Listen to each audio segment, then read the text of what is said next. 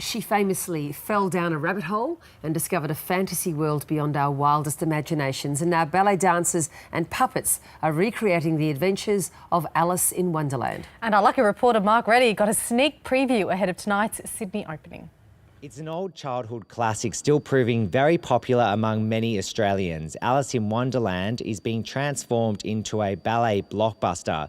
With me now is artistic director David McAllister. David, tell us a bit about the production. It's mammoth. It's the biggest production we've ever done, and it was created for the Royal Ballet back in 2011, and it's the first time it's been performed in Australia, so we're really excited about performing it. What sort of work's gone into the set design and the costumes? Well, it is massive, and it was designed by Bob Crowley, great Broadway and West End designer. It's got every element. It's got puppetry, it's got projection, beautiful cloths, costumes, the usual things you would see at a big blockbuster ballet. But it's a real, I like to call it's almost like a musical without singing. It's amazingly visual. And can we expect to see all our favourite characters? Oh yes, they're all there. There's the White Rabbit and the Mad Hatter, who taps in this production.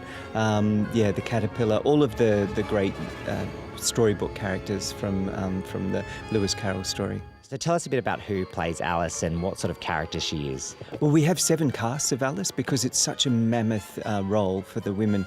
They can really only do 2 a week. And in the ballet, she's slightly different to what she's in age-wise in the book, because in the book she's sort of quite a young girl.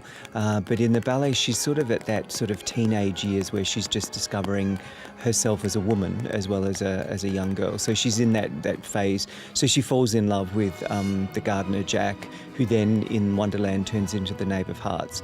So there's this lovely element of her discovering herself as well as this crazy world of Wonderland. And what was it like working with choreographer Christopher Wilden? That must have been pretty spectacular. Well, Chris has had a long association with our company. In fact, he came in my first year as artistic director in 2002. And so we've worked with him on a number of short ballets over many years. But this is the first time we've done one of his big full-length ballets, and it is extraordinarily big. So he's such a great artist. He's an incredible man of the theatre. Apart from being a great choreographer, he tells the story so incredibly well. And visually, he's got such a great eye. He will see every element of the production and just, he really crafted it for the dancers in the company. So it was a huge joy working with him. I've never been to a ballet production. For those who are not maybe that interested in ballet, is it worth coming along? Oh, this is, as I say, it's one of those real crossover productions. It is a ballet and there's lots of dancing, but there's every sort of other visual impact that you can have in the theatre. And it's like a big Broadway show. It's got everything that opens and shuts, and it's a really wonderful story. And ballet tells that theme of the supernatural and the crazy very well, because it's a non-verbal art form, and because of the way the dancers perform, you really get a sense of this otherworldly experience. So yeah, Alice in Wonderland, perfect story for us to tell. Oh, good luck and thanks for joining us.